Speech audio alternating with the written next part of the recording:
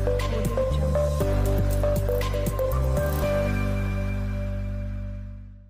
ನಮಸ್ಕಾರ ಆತ್ಮೀಯ ವೀಕ್ಷಕರೇ, ನಾನು ಡಾಕ್ಟರ್ ಚಂದ್ರಶೇಖರ್ ಸರ್ಜಾ, ನಿಮ್ಮ ಲೈಫ್ ಸ್ಟೈಲ್ ಫಿಸಿಷಿಯನ್. ನಾವಿವತ್ತು ಕಾನ್ಸ್ಟಿಪೇಷನ್ ಅಥವಾ ಮಲಬದ್ಧತೆ ಬಗ್ಗೆ ಡಿಸ್ಕಸ್ ಮಾಡೋಣ.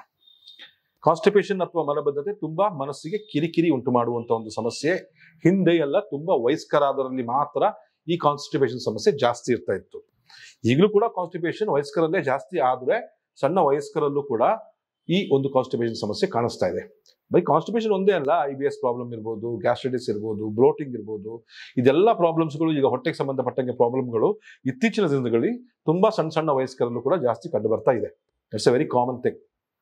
ಇವತ್ತು ನಾವು ಈ ಕಾನ್ಸ್ಟಿಪೇಷನ್ ಬರಲಿಕ್ಕೆ, ಎಸ್ಪೆಷಲಿ ಈ ವಯಸ್ಕರಲ್ಲಿ ಬರಲಿಕ್ಕೆ ಪ್ರಮುಖವಾದ ಕಾರಣಗಳು ಯಾವ್ಯಾವುದು ಮತ್ತು ಅದನ್ನ ಯಾವ್ಯಾವ ರೀತಿಯಲ್ಲಿ ನಾವು ತಡೆಗಟ್ಟಬಹುದು ಅನ್ನೋದ್ರ ಬಗ್ಗೆ ಒಂದು ವೈಜ್ಞಾನಿಕ ವಿಶ್ಲೇಷಣೆಯೊಂದಿಗೆ ಡಿಸ್ಕಸ್ ಮಾಡೋಣ. ನೋಡಿ ಈ ವೀಕ್ಷಕರೇ, ಸುಮಾರು ಜನಕ್ಕೆ ಏನಾಗಿರುತ್ತೆ ಅಂತ ಹೇಳಿದ್ರೆ, ಈ ಕಾನ್ಸ್ಟಿಪೇಷನ್ ಸಮಸ್ಯೆ ಇದರಲ್ಲಿ ಅಜೀರ್ಣದ ಸಮಸ್ಯೆ ಕೂಡ ಇರುತ್ತೆ. ತಿಂದಂತ ಆಹಾರ ಜೀರ್ಣನೇ ಆಗ್ತಾ ಇರಲ್ಲ. ತಿಂತೀವಿ ಸರ್, ನನಗೆ ಕಾಳು ಕಡ್ಡಿ ತಿಂದ್ರೆ ಆಗಲ್ಲ, ತಿಂದ್ರೆ ಹೊಟ್ಟೆಲೆ ಕಟ್ಕೊಂಡಂಗೆ ಆಗುತ್ತೆ, ಕೆಳಗಡೆನೆ ಇಳಿಯಲ್ಲ, ಒಂಥರ ಏನೋ ಒಂಥರ ಬ್ರೋಟಿಂಗು, ಭಾರ, ತೇಗು, ಉಬ್ಬರ್ಸೋದು, ತುಂಬಾ ತೇಗ್ ಬರ್ತಾ ಇರುತ್ತೆ. ಯಾವುದೇ ರೀತಿಯ ನನಗೆ ಮತ್ತೆ ಹೊಟ್ಟೆ ಹಸುವ ಅನ್ನೋದು ತುಂಬಾ ಕ್ಷೀಣ ಆಗ್ಬಿಟ್ಟಿದೆ, ಮೋಷನ್ ಸರಿಯಾಗಿ ಆಗ್ತಾ ಇಲ್ಲ ಅಂತ ಹೇಳ್ತಾರೆ. ಅಜೀರ್ಣ ಮತ್ತು ಹಸಿವು ಇಲ್ಲದಲ್ಲಿರುವುದು ಮತ್ತು ಕಾನ್ಸ್ಟಿಪೇಷನ್ ಡೈರೆಕ್ಟ್ಲಿ ರಿಲೇಟೆಡ್. ಹೆಂಗ್ ರಿಲೇಟೆಡ್ ಅಂತ ಹೇಳಿದ್ರೆ, ನಮ್ಮ ಹೊಟ್ಟೆಯಲ್ಲಿ ಇರುವಂತ ಒಂದು ಆಸಿಡ್ ನ ಸೆಕ್ರೀಷನ್ ನ ಕೊರತೆ ಅದಕ್ಕೆ ಕಾರಣ. ಸೊ ಮೊದಲನೇ ಕಾರಣ ಕಾನ್ಸ್ಟಿಪೇಷನ್ ನಾನು ಇಲ್ಲಿ ಡಿಸ್ಕಸ್ ಮಾಡಕ್ ಹೋಗ್ತಾ ಇರೋದು ಹೈಪೋ ಅಸಿಡಿಟಿ ಅಥವಾ ನಮ್ಮ ಆಮ್ಲದ ಕೊರತೆ. ನಮ್ಮ ದೇಹದಲ್ಲಿ, ಒಬ್ಬ ಮನುಷ್ಯನ ದೇಹದಲ್ಲಿ ಸಾಧಾರಣವಾಗಿ ನಾವು ತಿಂದಂತ ಆಹಾರಗಳನ್ನ ಜೀರ್ಣ ಮಾಡಿಸ್ಕೊಳ್ಳಿಕ್ಕೆ ಅಂತ ಹೇಳಿದ್ರು ಇಂತಿಷ್ಟೇ ಪ್ರಮಾಣದಲ್ಲಿ ಆಸಿಡ್ ನ ಸೆಕ್ರೀಷನ್ಸ್ ಅಥವಾ ಉತ್ಪಾದನೆ ನಮ್ಮ ಹೊಟ್ಟೆ ಭಾಗದಲ್ಲಿ ಆಗಬೇಕು. ಸಾಧಾರಣವಾಗಿ 2 ಲೀಟರ್ನಷ್ಟು ಒಂದು ಆಸಿಡ್ ಒಂದು ದಿನಕ್ಕೆ ನಮ್ಮ ದೇಹ ಸೆಕ್ರೀಟ್ ಮಾಡುತ್ತೆ. ಕೆಲವರಲ್ಲಿ ವಯಸ್ಸಾಗ್ತಾ ಇದ್ದಂಗೆ ಏನಾಗುತ್ತೆ ಅಂತ ಹೇಳಿದ್ರೆ ಈ ಆಸಿಡ್ ಪ್ರೊಡಕ್ಷನ್ ಕಡಿಮೆ ಆಗ್ತಾ ಬರುತ್ತೆ. ಕಾರಣಗಳು ಸುಮಾರು ಇರ್ಬೋದು. ಒಂದು H-pylori ಇನ್ಫೆಕ್ಷನ್ ಇರ್ಬೋದು, ಕೆಲವು ಪೌಷ್ಟಿಕಾಂಶದ ಕೊರತೆ ಇರ್ಬೋದು, ಲೈಕ್ ಜಿಂಕ್ ಇರ್ಬೋದು ಅಥವಾ ನಿಕ್ಕಲ್ ಇರ್ಬೋದು, ಅಥವಾ ಈ ಕೆಲವು ಕ್ಲೋರೈಡ್ ಅಂಶಗಳಿರ್ಬೋದು. ಈ ತರ ಎಲ್ಲ ಅಂಶಗಳನ್ನ ಸ್ವಲ್ಪ ಒಂದು ಕೊರತೆಯನ್ನು ಅನುಭವಿಸ್ತಾ ಇರ್ತಾರೆ. ಜೀರ್ಣಶಕ್ತಿ ಕಡಿಮೆ ಆಗ್ತಾ ಹೋಗುತ್ತೆ. ಇವರಲ್ಲಿ ಈ ಪ್ರೋಟೀನ್ ನ ಡೈಜೆಸ್ಟ್ ಮಾಡುವಂತ ಒಂದು ಕೆಪಾಸಿಟಿ ಕಡಿಮೆ ಆಗ್ಬಿಡುತ್ತೆ. ನಾವು ತಿನ್ನುವಂತ ಆಹಾರದಲ್ಲಿ ಕಾರ್ಬೋಹೈಡ್ರೇಟ್ಸು, ಫ್ಯಾಟ್ಸು ಅಂತ ಹೇಳಿದ್ರೆ ಕೊಬ್ಬಿನ ಅಂಶ, ಕಾರ್ಬೋಹೈಡ್ರೇಟ್ಸ್ ಅಂದ್ರೆ ಸಕ್ಕರೆ ಅಂಶ ಮತ್ತು ಪ್ರೋಟೀನ್ಸ್ ನ ಅಂಶ ಇರುತ್ತೆ. ಈ ಪ್ರೋಟೀನ್ಸ್ ನಮ್ಮ ದೇಹಕ್ಕೆ ತುಂಬಾ ಅವಶ್ಯಕ. ಈ ಪ್ರೋಟೀನ್ಸು ಸ್ವಲ್ಪ ಗಡ್ಸಾಗಿರುತ್ತೆ. ಹಾರ್ಡ್ ಆಗ್ಲಿಕ್ಕೆ ಸ್ವಲ್ಪ ಆಸಿಡ್ ಸೆಕ್ರೇಷನ್ ಜಾಸ್ತಿ ಬೇಕು. ಹಾಗಾಗಿ ಇಂಥವ್ನಲ್ಲಿ ಮೊಟ್ಟೆ, ಮೀನು, ಮಾಂಸ, ಕಾಳುಗಳು, ಕಡ್ಡಿಗಳು ಇಂಥವು ತಿಂದಾಗ ಏನಾಗುತ್ತೆ ಅಂತ ಹೇಳಿದ್ರೆ ಜೀರ್ಣ ಆಗೋದಿಲ್ಲ. ಈ ಅರ್ಧಂಬರ್ಧ ಜೀರ್ಣ ಆಗಿರುವಂತ ಪ್ರೋಟೀನ್ಸ್ ಯಾವಾಗ ನಮ್ಮ ಸಣ್ಣ ಕರಳನ್ನ ಸೇರುತ್ತೋ ಅವಾಗ ಅದು ಕೆಟ್ಟ ಗ್ಯಾಸ್ ಅನ್ನ ಪ್ರೊಡ್ಯೂಸ್ ಮಾಡುತ್ತೆ, ಜೊತೆಗೆ ಬ್ಲೋಟಿಂಗ್ ನ ಉತ್ಪಾದನೆ ಮಾಡುತ್ತೆ, ತುಂಬಾ ನಮಗೆ ಹೊಟ್ಟೆ ಉಪ್ಪರಿಸ್ದಂಗೆ. ಅದು ನಮ್ಮ ದೊಡ್ಡ ಕರಳು ಸೇರುತ್ತೆ. ಈಗ ಅರ್ಧಂಬರ್ಧ ಜೀರ್ಣ ಆಗಿರುವಂತ ಆಹಾರಗಳು ನಮ್ಮ ದೊಡ್ಡ ಕರಳಿಗೆ ಹೋದಾಗ ಈ ನಮ್ಮ ದೊಡ್ಡ ಸೂಕ್ಷ್ಮಾಣುಜೀವಿಗೆ, ನಮ್ಮ ದೊಡ್ಡ ಕರಳಿನಲ್ಲಿರುವಂತಹ ಸೂಕ್ಷ್ಮಾಣುಜೀವಿಗಳಿಗೆ ಒಂಥರ ಕನ್ಫ್ಯೂಷನ್ ಆಗ್ಬಿಡುತ್ತೆ, ಇದು ಯಾಂಗಪ್ಪ ಇದ್ರಲ್ಲಿ ಡೈಜೆಸ್ಟ್ ಮಾಡೋದು ಅಂತ ಹೇಳ್ಬಿಟ್ಟು. ಹಾಗಾಗಿ ಏನಾಗುತ್ತೆ ಅಂತ ಹೇಳಿದ್ರೆ ಆ ಸೂಕ್ಷ್ಮಾಣುಜೀವಿಗಳು ಉತ್ಪಾದನೆ ಮಾಡಬೇಕಾಗಿರುವಂತ ಕೆಲವು ಕೆಮಿಕಲ್ಸ್ ನ ಉತ್ಪಾದನೆ ಮಾಡೋದಿಲ್ಲ, ಇದರಿಂದ ಆಗುತ್ತೆ. ಈ ತರ ಒಂದು ಸಮಸ್ಯೆ ಇದ್ದವರು ಅವರು ಫಸ್ಟ್ ಕಾನ್ಸ್ಟಿಪೇಷನ್ಗೆ ಚೂರ್ಣದ ಮೇಲೆ ಚೂರ್ಣ, ಲೇಹದ ಮೇಲೆ ಲೇಹ, ಕಷಾಯದ ಮೇಲೆ ಕಷಾಯ ತಗೊಳ್ಳೋ ಬದಲು ಅವರು ತಮ್ಮ ಜೀರ್ಣ ಶಕ್ತಿಯನ್ನ ಇಂಪ್ರೂವ್ ಮಾಡ್ಲಿಕ್ಕೆ ಕೆಲವು ಮೆಡಿಸಿನ್ಸ್ ತಗೋಬಹುದು. ಅದರಲ್ಲಿ ಒಂದು ಅಂತ ಹೇಳಿದ್ರೆ, ನೀವು ಜೀರಿಗೆ ಮತ್ತು ಓವಿನ ಕಾಳು ಏನಿರುತ್ತೆ ಅದನ್ನ ಒಂದು ಕಷಾಯ ಮಾಡ್ಕೊಂಡು ಕುಡಿಯುವಂಥದ್ದು ಸ್ವಲ್ಪ ಜೀರ್ಣ ಶಕ್ತಿ ಜಾಸ್ತಿ ಮಾಡುತ್ತೆ. ಊಟ ಆದ ನಂತರ ರಾತ್ರಿ ಮಲಗುವಾಗ ಶುಂಠಿಯನ್ನ ಕುದಿಸಿ ಅದಕ್ಕೆ ಒಂದು ಕಷಾಯ ತರ ಮಾಡ್ಕೊಂಡು ಕುಡಿಯೋದು ಒಳ್ಳೆಯ ಒಂದು ಉಪಾಯ. ಅಥವಾ ಇನ್ನೊಂದು ಸಿಂಪಲ್ ಟೆಕ್ನಿಕ್ ಅಂತ ಹೇಳಿದ್ರೆ apple cider vinegar. Apple cider vinegar ಅನ್ನ ನೀವು ಪ್ರತಿದಿನ ಒಂದು ಊಟಕ್ಕಿಂತ ಒಂದು ಅರ್ಧ ಗಂಟೆ ಮುಂಚೆ 1 ಟೀ ಸ್ಪೂನ್ ನಷ್ಟು 1 ಗ್ಲಾಸ್ ನೀರಿಗೆ ಹಾಕೊಂಡು ಡೈಲಿ ಕುಡಿತಾ ಬರೋದ್ರಿಂದ ಈ ಅಜೀರ್ಣದ ಸಮಸ್ಯೆ, ಹೈಪೋ ಅಸಿಡಿಟಿ ಸಮಸ್ಯೆ ಕಡಿಮೆ ಆಗುತ್ತೆ. ಯಾವಾಗ ಆಸಿಡ್ ಸರಿಯಾಗಿ ಉತ್ಪಾದನೆ ಆಗುತ್ತೋ ನಿಮ್ಮ ಹೊಟ್ಟೆಯಲ್ಲಿ, ಆವಾಗ ತಿಂದಂತ ಆಹಾರ ಸರಿಯಾಗಿ ಜೀರ್ಣ ಆಗುತ್ತೆ, ದೇಹದಿಂದ ಹೊರಗೆ ಹೋಗ್ಲಿಕ್ಕೂ ಕೂಡ ಸಹಾಯವನ್ನು ಮಾಡುತ್ತೆ. ಎರಡನೇ ಒಂದು ಅಜೀರ್ಣದ ಒಂದು ಮುಖ್ಯ ಕಾರಣ ಅಥವಾ ಕಾನ್ಸ್ಟಿಪೇಷನ್ ಒಂದು ಮುಖ್ಯ ಕಾರಣ ಅಂತ ಹೇಳಿದ್ರೆ, ನಮ್ಮ ದೇಹದಲ್ಲಿ ಡೈಜೆಸ್ಟಿವ್ ಎನ್ಸೈಮ್ಸ್ ನ ಕೊರತೆ.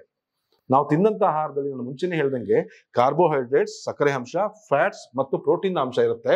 ಅದನ್ನ ಬೇರ್ಪಡಿಸಿ ಸಪರೇಟ್ ಆಗಿ ಡೈಜೆಸ್ಟ್ ಮಾಡಬೇಕು.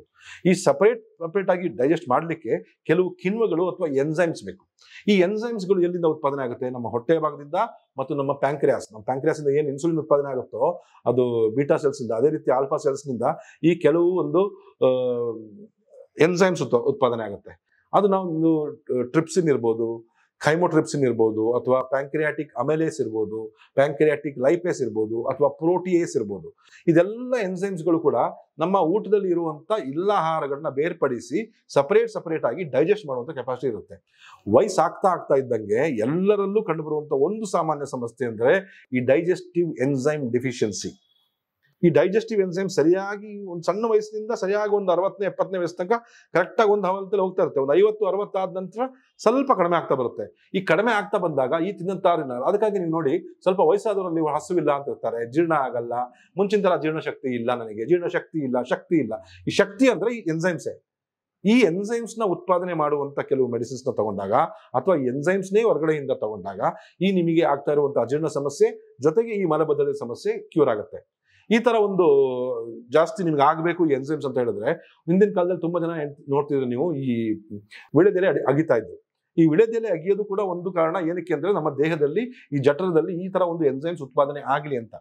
ಸೊ ನನಗೆ ಅಭ್ಯಾಸ ಇಲ್ಲ ಅಂತ ಹೇಳಿದವರು ಬೇಕಾದ್ರೆ ಡೈಜೆಸ್ಟಿವ್ ಎನ್ಸೈಮ್ಸ್ನೇ ನೀವು ಸಿಗುವಂತ ಮಾರ್ಕೆಟ್ನಲ್ಲಿ ಸಿಗುವಂತ ಯಾವ್ದಾದ್ರು ಈ ಪ್ರೋಟೀಸ್, ಲೈಪೇಸ್, ಅಮೆಲೇಸ್ ಅಂತ ಸಿಗುವಂತ ಡೈಜೆಸ್ಟಿವ್ ಎನ್ಸೈಮ್ಸ್ ನ ತಗೊಂತಾ ಬಂದಲ್ಲಿ ನಿಮ್ಮ ದೇಹದಲ್ಲಿ ಡೈಜೆಸ್ಟಿವ್ ಎನ್ಸೈಮ್ಸ್ ಬೇಗ ಉತ್ಪಾದನೆ ಆಗುತ್ತೆ. ತಿನ್ನಂತ ಒಂದು ಆಹಾರ ಬೇಗ ಜೀರ್ಣ ಆಗ್ತಾ ಹೋಗುತ್ತೆ. ನಮ್ಮ ದೇಹದಲ್ಲಿ ಒಂದು ಪಾಚಕ ಶಕ್ತಿಯನ್ನು ಜಾಸ್ತಿ ಮಾಡುತ್ತೆ. ಇದರಲ್ಲಿ ಸುಮಾರು ಇದೆ ಆಕ್ಚುಲಿ. ನಾನು ಮೆಡಿಸಿನ್ಸ್ ಹೇಳ್ತಾ ಹೋದ್ರೆ ಆಕ್ಚುಲಿ ಚಿತ್ರಕಾದಿ ವಟಿ ಅಂತ ಇರ್ಬೋದು, ಇವೆಲ್ಲ ಒಳ್ಳೆ ಡೈಜೆಸ್ಟಿವ್ ಎನ್ಸೈಮ್ಸ್. ಈ ಪೈನಾಪಲ್ ನಲ್ಲಿ ಬ್ರೊಮೈಲಿನ್ ಅಂತ ಒಂದು ಅಂಶ ಇರುತ್ತೆ, ಅದು ಕೂಡ ಒಂದು ಒಳ್ಳೆ ಡೈಜೆಸ್ಟಿವ್ ಎನ್ಸೈಮ್ಸ್. ಸರಿಯಾಗಿ ಅಗದು ತಿನ್ನೋದ್ರಿಂದ ಸಲೈವರಿ ಅಮೆಲೇಸ್ ಅಂತ ಏನೊಂದು ಎನ್ಸೈಮ್ ಇದೆ, ಅದು ಕೂಡ ಒಂದು ಡೈಜೆಸ್ಟಿವ್ ಎನ್ಸೈಮ್. ಈ ತರ ಡೈಜೆಸ್ಟಿವ್ ಎನ್ಸೈಮ್ ನ ಪ್ರೊಡಕ್ಷನ್ ಜಾಸ್ತಿ ಮಾಡ್ಕೊಂಡಾಗ ಅನ್ನ ತಿಂದಂತ ಫುಡ್ ಕರೆಕ್ಟ್ ಆಗಿ ಜೀರ್ಣ ಆಗುತ್ತೆ, ದೇಹದಿಂದ ಹೊರಗೋಗುತ್ತೆ. ಅದು ಎರಡನೇ ಕಾಯಿಲೆ. ಮೂರನೇ ಕಾರಣ ಅಂತ ಹೇಳಿದ್ರೆ, ಈ ನಮ್ಮ ದೊಡ್ಡ ಕರುಳಿನಲ್ಲಿ ಈ ಸೂಕ್ಷ್ಮಾಣು ಜೀವಿಗಳಿರಲ್ಲ.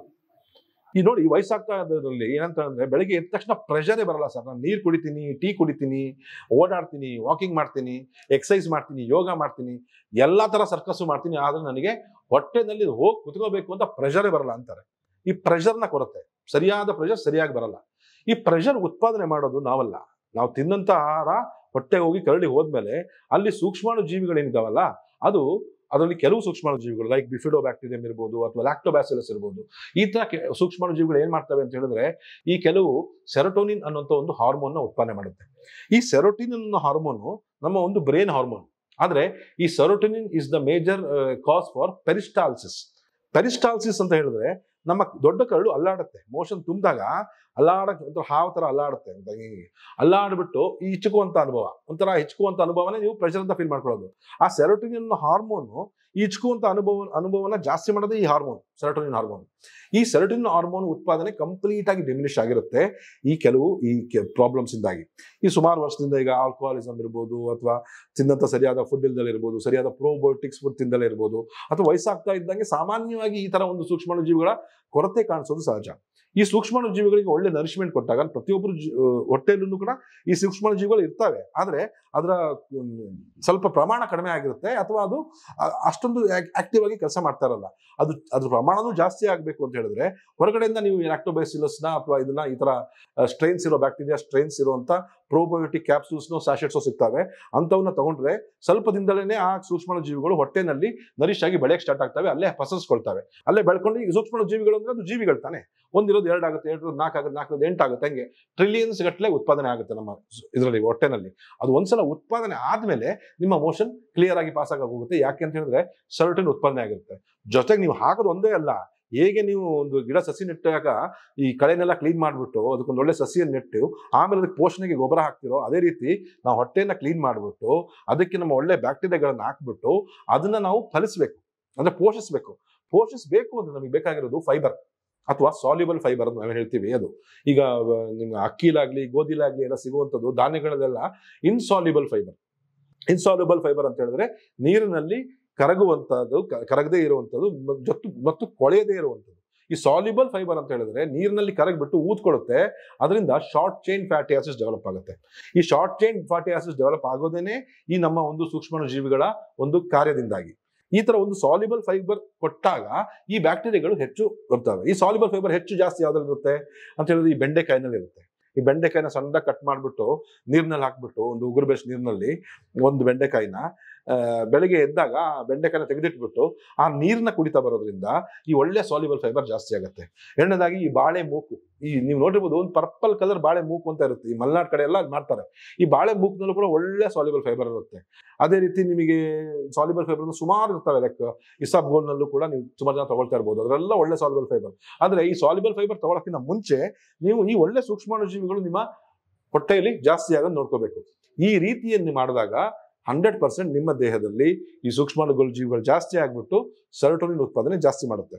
ಸೊ ಇಷ್ಟೆಲ್ಲದನ್ನು ಇದೆಲ್ಲ ನಿಮಗೆ ಯಾವ ಪ್ರಾಬ್ಲಮ್ ಇದೆ, ಬೇಸಿಕಲಿ ಒಂದು ಹೈಪೋಸಿಟಿನ ಅಥವಾ ಡೈಜೆಸ್ಟಿವ್ ಎನ್ಸೈಮ್ಸ್ ಕೊರತೆನ ಅಥವಾ ಸೆರೋಟೋನಿನ್ ಡಿಫಿಷಿಯನ್ಸಿನ ಅಂತ ಸರಿಯಾಗಿ ತಿಳ್ಕೊಂಡು ಅದಕ್ಕೆ ಪರ್ಟಿಕ್ಯುಲರ್ ಚಿಕಿತ್ಸೆ ನೀಡೋದ್ರಲ್ಲಿ ಪರ್ಮನೆಂಟ್ ಸೊಲ್ಯೂಷನ್ ಇದೆ.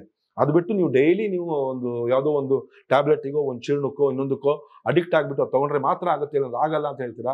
ಕೆಲವು ದಿನ ಅದಾಗುತ್ತೆ, ಆದರೆ ಕೆಲವು ದಿನಗಳು ಅದು ತಗೊಂಡ್ರೂ ಕೂಡ ಆಗದೇ ಇರುವಂಥ ಕಂಡೀಷನ್ಗೆ ಹೋಗ್ಬಿಡ್ತೀರಾ. ಸೊ ಇಂಥದ್ದನ್ನೆಲ್ಲ ಅವಾಯ್ಡ್ ಮಾಡಿ ಸರಿಯಾಗಿ ತಿಳ್ಕೊಂಡು ಚಿಕಿತ್ಸೆ ನೀಡಿದ್ರೆ ಖಂಡಿತವಾಗಲೂ ಕಾನ್ಸ್ಟಿಪೇಷನ್ ಇಂದ ಮುಕ್ತವಾಗಿರ್ಬೋದು and you can lead a very happy life. ಇದೇ ಥರ ಮತ್ತೊಂದು ಸೈಂಟಿಫಿಕ್ ವಿಡಿಯೋ ಒಂದಿಗೆ ನಿಮ್ಮನ್ನ ಭೇಟಿ ಮಾಡ್ತೀನಿ. ಅಲ್ಲಿವರೆಗೂ ಬೈ.